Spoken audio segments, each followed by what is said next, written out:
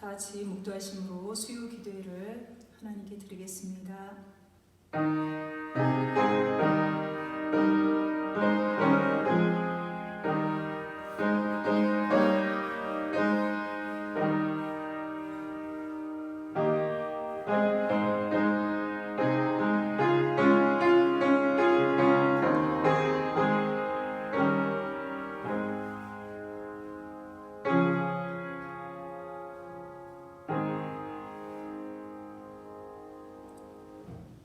찬송가 446장 찬양 드리겠습니다.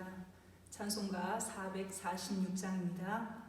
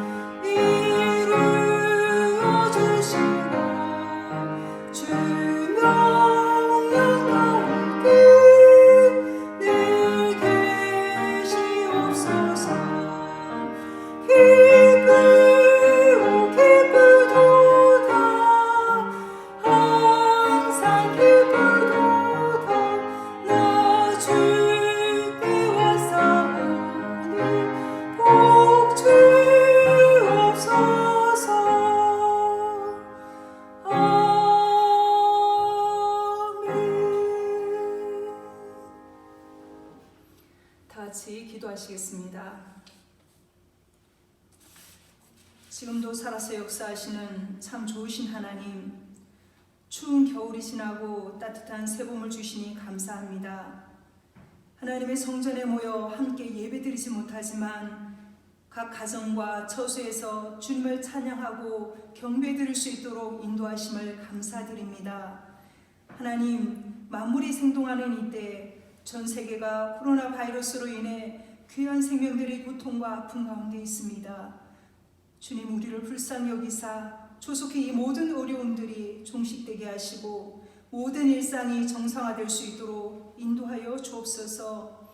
오랜 시간 동안 바이러스로 인해 함께 모여 예배드리지 못하고 원활하지 못한 일상으로 우리의 마음이 심약해질까 두렵습니다. 우리의 신앙이 위축되고 하나님과 멀어질까 두렵습니다. 약해진 마음을 다잡아 주시고 무엇보다 기도함으로 사순절을 보낼 수 있도록 인도하여 주시옵소서.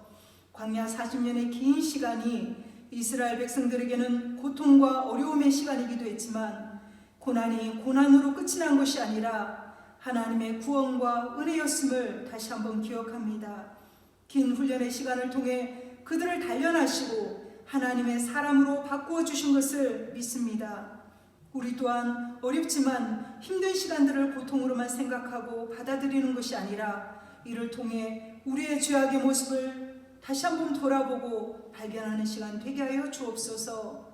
또한 돌아보아야 될 소외된 이웃을 살피게 하시고 함께 힘을 모아 잘 견디고 이겨나갈 수 있도록 도와주옵소서. 오늘 드려지는 예배를 통해 우리 안에 진정한 회개와 자복함으로 주님과 하나 되는 시간 되기를 원합니다. 말씀으로 임하시는 주님을 붙들게 하시고 예배 가운데 치유와 회복의 역사가 있게 하시어 주님의 간섭하심과 일하심을 보게 하여 주옵소서. 예배를 통해 침체된 우리의 심령이 힘을 얻고 영육이 새로워지는 복된 시간 되게 하옵소서. 단위에서 생명의 말씀을 선포하시는 목사님, 성령께서 붙으사 오늘도 하나님의 말씀을 힘있게 전하실 수 있도록 주님 도와주옵소서. 주님 주시는 은혜로 충만케 하시길 원하오며 거룩한 예수님의 이름으로 감사 기도 올려옵나이다. 아멘.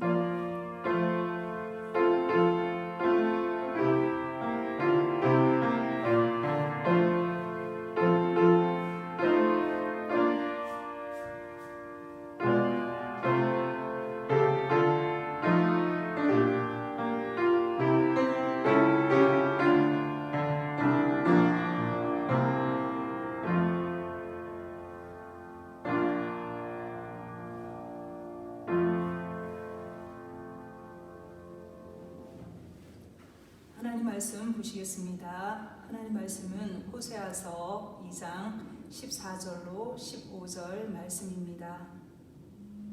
호세아서 2장 14절로 15절 말씀입니다.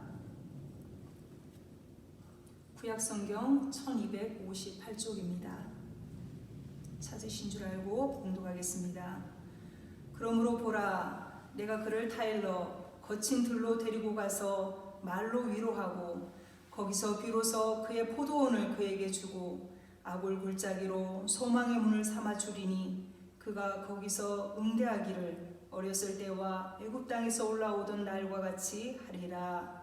아멘.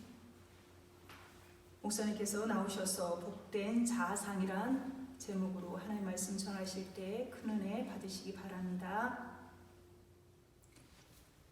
할렐루야. 이 시간에는 복된 자아상이라는 제목으로 말씀을 증거하도록 하겠습니다. 사람은 늘 나는 누구인가 라고 하는 질문에 대한 답을 하며 살아가는 존재입니다. 그래서 사람들은 살아가면서 나름대로 자기 자신에 대한 나는 이런 사람이다 라고 하는 그림을 갖게 되지요. 이것을 우리는 자아상이라고 말을 합니다. 이 자아상을 쉽게 말씀을 드리면 자기 자신이 찍은 자신의 사진이라고 할 수 있습니다. 그런데 이 자아상은 삶에 지대한 영향을 끼친다는 사실이죠. 예를 들면 어떤 학생들이 음악대학교를 다닌다고 생각을 해보시기 바랍니다. 그런데 어떤 학생은 자신을 가리켜서 나는 음악가야 라고 규정하는 학생이 있고, 또 어떤 학생은 나는 음악대학교를 다니긴 하지만 음악가는 아니야 라고 규정을 한다면 같은 양의 연습을 해도 그 실력 차이가 무려 4배의 차이가 난다고 그럽니다. 이 연구 결과는 자신을 어떤 사람으로 규정하며 살아가느냐가 얼마나 중요한지 우리에게 말해주는 내용이죠. 그렇다면 무엇이 자신을 규정하도록 만들까라고 하는 겁니다. 자기 자신을 규정하도록 만드는 것은 내적인 요인보다는 외적인 요인에 따라서 결정되는 것입니다. 예를 들면 어떤 환경이냐, 또 인생을 살아오면서 어떤 경험을 했느냐가 자아상을 만들게 되지요. 그 중에서도 가장 큰 요인은 가정 환경입니다. 특별히 부모의 영향을 많이 받습니다.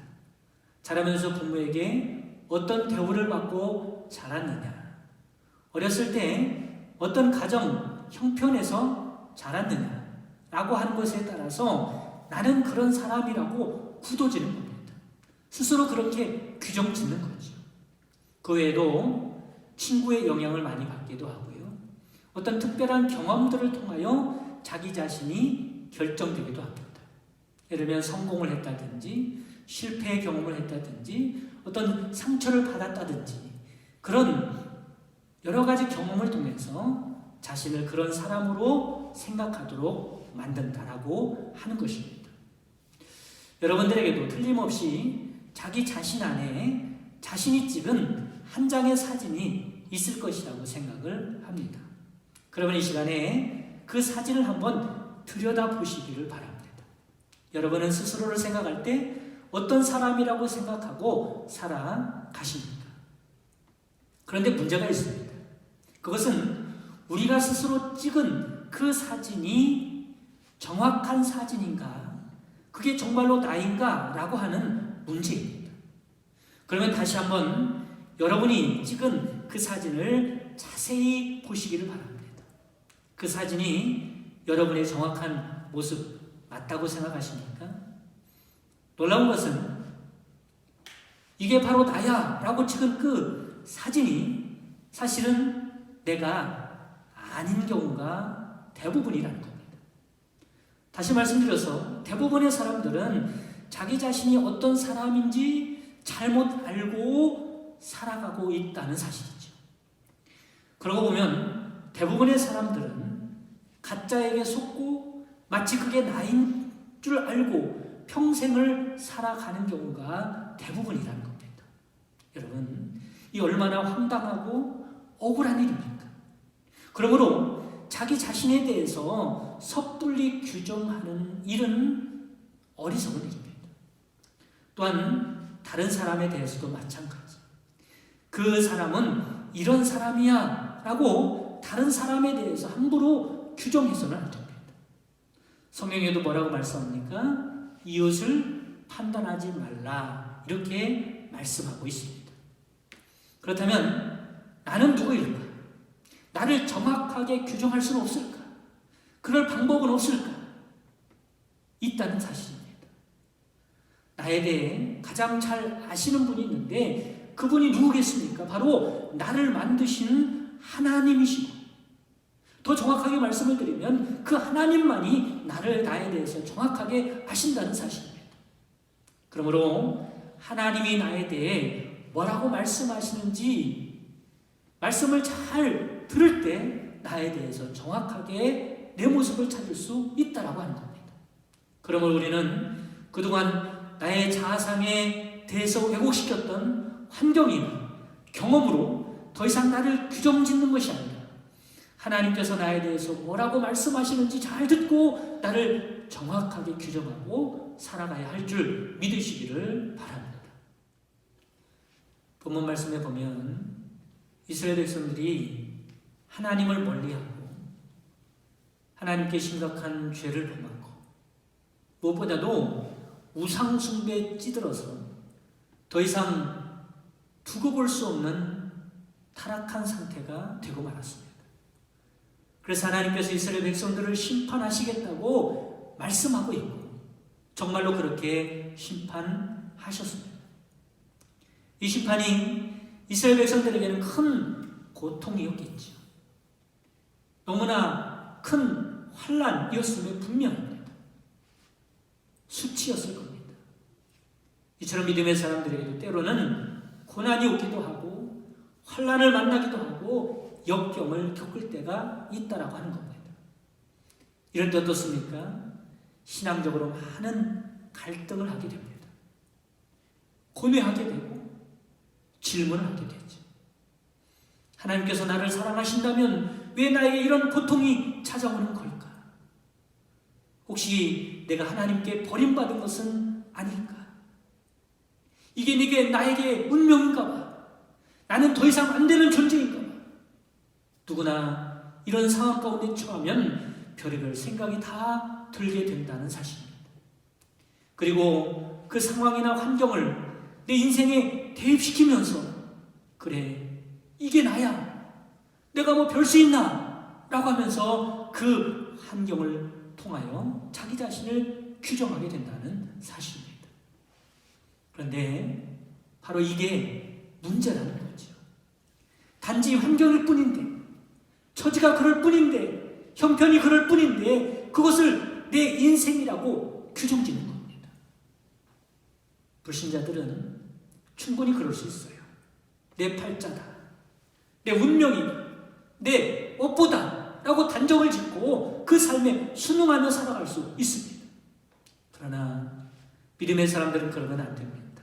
왜냐하면 이게 하나님의 진짜 마음, 하나님의 진의가 아니기 때문에 그렇습니다. 예를 들면 하나님은 지금 이스라엘 백성들이 미워서 심판하신 것이 아닙니다. 이스라엘 백성들을 포기하는 것이 아닙니다. 저주하고 심판하고 말려고 하는 것이 아닙니다. 이스라엘 백성들을 깨닫게 하고 다시 돌이키게 하기 위하여 그런 환경과 상황에 놓이게 하신 것입니다. 15절 말씀에 뭐라고 말씀합니까? 거기서 비로소 그의 포도원을 그에게 주고 아골 골짜기로 소망의 문을 삼아 주리니 그가 거기서 응대하기를 어렸을 때와 애굽 땅에서 올라오던 날과 같이 하리라 말씀을 하고 있습니다. 이 말씀이 무슨 말씀입니까? 하나님은 이스라엘 백성들을 사랑하셔서 심판하신다는 말씀을 하고 있는 것입니다. 심판이 끝이 아니라 다시 구원하시고 회복시키기 위한 한 과정이라고 말씀을 하고 있는 겁니다. 그러므로 지금 당장에 닥쳐있는 환난과 고난이 내 인생의 전부라고 규정짓지 말아야 한다는 것이죠. 창세기 16장에 보면 아브라함이 하나님의 약속을 기다리다 못해서 인간적인 생각으로 이스마엘을 갖게 되는 말씀이 나오고 있습니다. 그도 그럴 것이 하나님께서 아들을 주신다고 약속하신 지가 벌써 10년이 넘어간 거예요. 그러나 아무런 변화나 조짐이 없습니다. 변했다면 아브라함이 늙어서 이제 더 이상 생산할 수 없는 몸이 되어가고 있다는 사실이죠. 이런 상황에서 아브라함이 어떤 생각을 하겠습니까? 한계를 느꼈을 것입니다. 약속이 이루어지기는 틀렸나 보다. 더 이상 안 될 모양이다. 나는 여기까지인가 보다. 아브라함은 되어져가는 상황이나 자신의 생리적인 상태나 능력을 보면서 절망하고 한계의 선을 긋고 여기까지인가 보다라고 규정하고 말았다는 겁니다.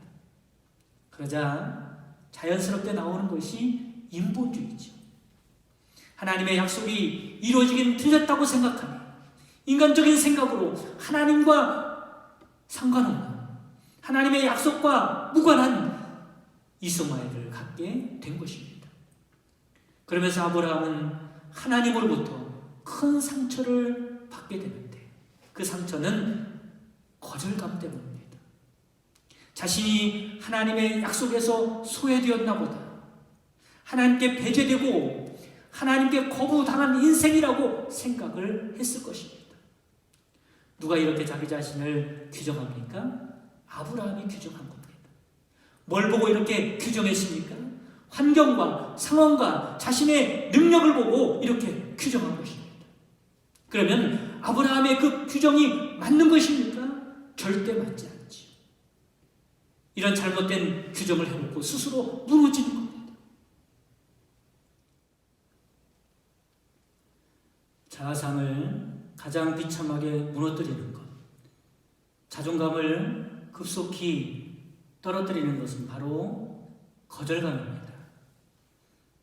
거절당하는 것이 아무렇지도 않은 사람은 아마 아무도 없을 것입니다. 누군가에게 거절당할 때 우리는 무시당했다는 기분과 함께 수치심을 느끼게 되죠. 수치심은 우리가 가장 느끼기 싫어하는 불편한 감정 중에 하나입니다. 그래서 사람들은 거절에 대한 두려움 때문에 거절당할 상황에 놓이지 않으려고 최선을 다합니다.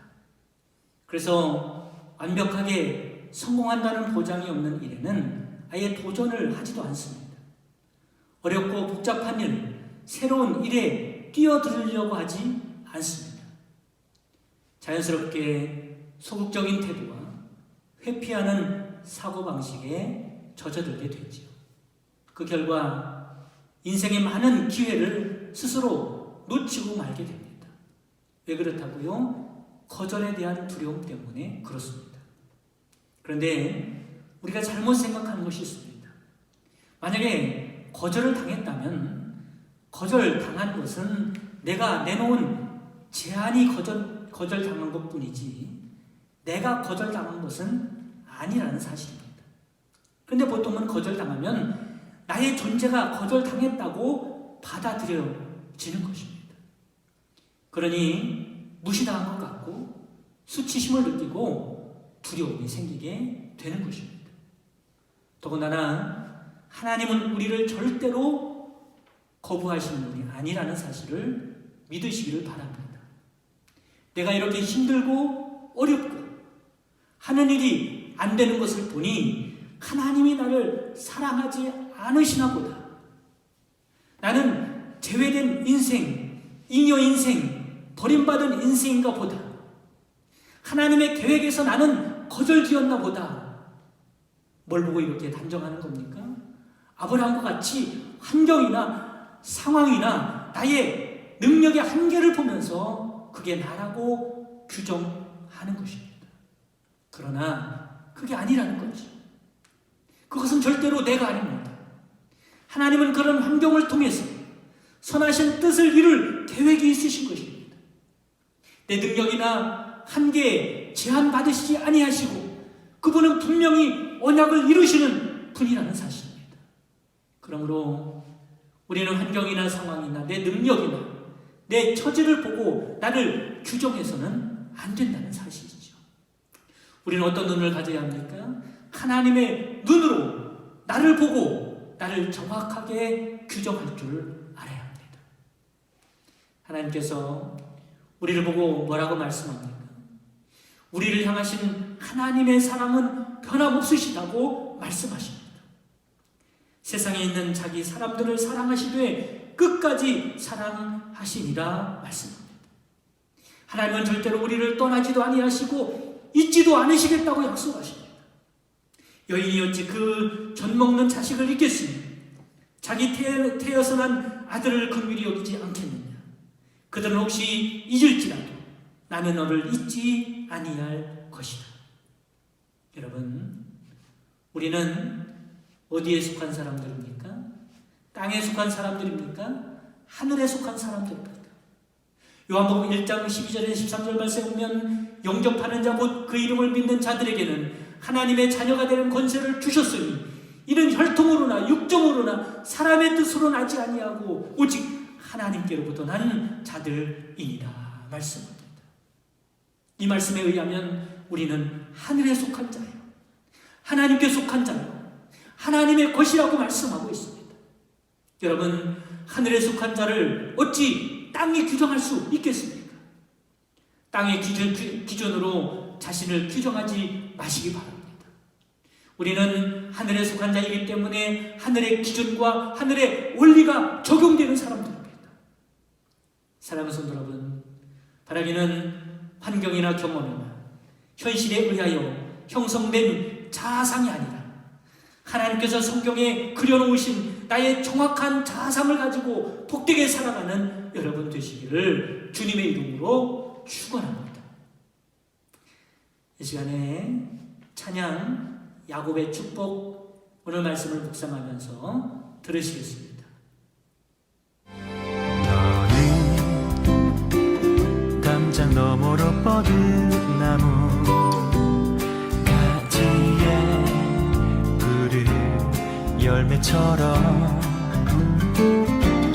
하나님의 귀한 축복이 삶에 가득히 넘쳐날 거야. 너는 어떤 시련이 와도 능히 이겨낼 강한 발이 있어. 전능하신 하나님 하나님께서 너와 언제나 함께 하시니 너는 하나님의 사랑 아름다운 하나님의 사랑 나는 널 위해 기도하며 내 길을 축복할 거야 너는 하나님의 선물 사랑스러운 하나님의 열매 주의 품에 꽃피는 나무가 되어줘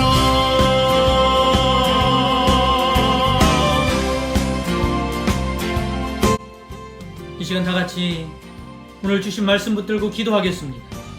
세상이 심어준 잘못된 자아상으로가 아니라 하나님이 규정하신 복된 자아상으로 살아가는 저희들 되게 하여 주시옵소서. 다 같이 기도합니다.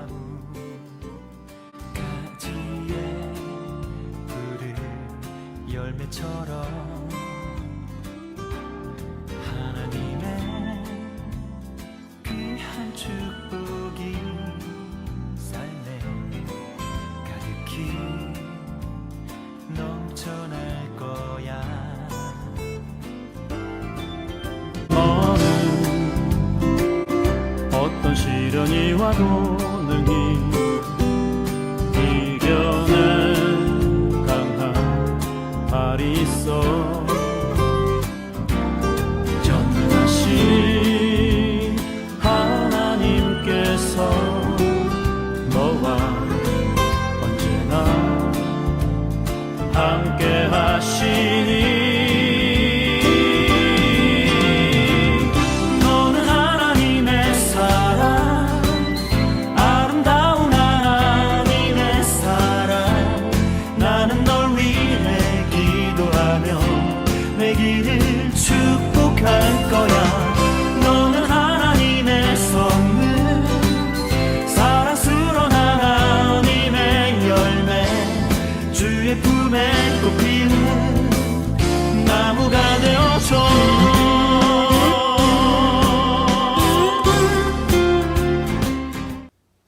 광고 말씀 드리겠습니다. 이번 주에도 영상으로 예배를 드리겠습니다. 빠른 시일 내에 코로나19가 소멸되고 예배를 비롯해서 사회가 정상화될 수 있도록 여러분 함께 기도해 주시기 바랍니다. 나라와 교회를 위해 기도해야 될 때입니다. 모이기는 어려워도 시간 되는 대로 교회에 나오셔서 함께 기도해 주시기 바랍니다. 찬송가 438장 찬양 드리겠습니다. 찬송가 438장입니다.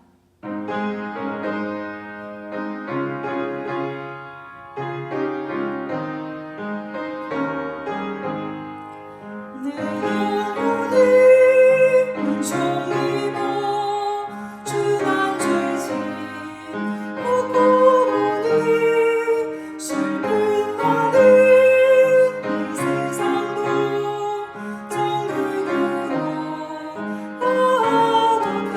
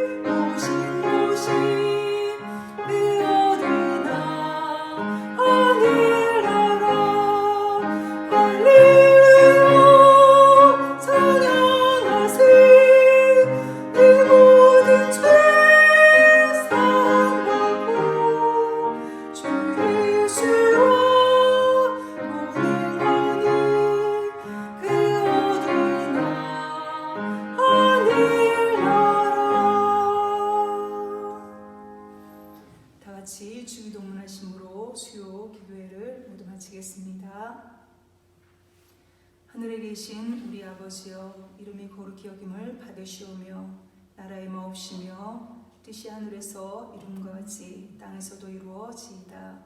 오늘날 우리에게 일용할 양식을 주옵시고 우리가 우리에게 죄 지은 자를 사하여 준 것 같이 우리의 죄를 사하여 주옵시고 우리를 시험에 들게 하지 마옵시고 다만 악에서 구하옵소서. 대개 나라와 권세와 영광이 아버지께 영원히 있사옵나이다. 아멘.